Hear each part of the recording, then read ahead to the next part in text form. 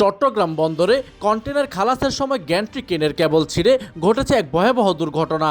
এতে কোনো হতাহতের ঘটনা না ঘটলেও একটি ট্রেলার ট্রাক ভেঙে দুভাগ হয়ে যায়। শনিবার রাত 8টার দিকে CCT3 টার্মিনালে এই দুর্ঘটনাটি ঘটে, যেটিতে নোঙ্গর করা বাণিজ্যিক জাহাজ চ্যাংহাই থেকে গ্যান্ট্রি কেনের মাধ্যমে আমদানি করা কাঠ বোঝাই কন্টেনার খালাস করা হচ্ছিল। এই সময় কন্টেনারটি একপাশে ভারসাম্য হারালে কিউ গ্যান্ট্রি কেনের ওয়ার বা কেবলটি ছিঁড়ে যায়। মুহূর্তে বিশাল কন্টেনারটি নিচে থাকা একটি ট্রেলার ট্রাকের উপর আছড়ে পড়ে। এতে ট্রাকটির পেছনের অংশ সম্পূর্ণ ভেঙে দুভাগ হয়ে যায় এবং কাঠবোঝা কন্টেনারটিও মারাত্মকভাবে দুমড়ে মুচড়ে যায়। দুর্ঘটনার পর রাতেই উদ্ধার কাজ শুরু করে বন্দর কর্তৃপক্ষ। এই ঘটনায় ক্ষয়ক্ষতির পরিমাণ নিরূপণে একটি বিশেষ কারিগরি তদন্ত টিম গঠন করা হয়েছে। তবে CCT3 টার্মিনাল ছাড়া বন্দর অন্যান্য বাড়তে কন্টেনার হ্যান্ডেলিং ও সার্বিক কার্যক্রম সম্পূর্ণ স্বাভাবিক রয়েছে।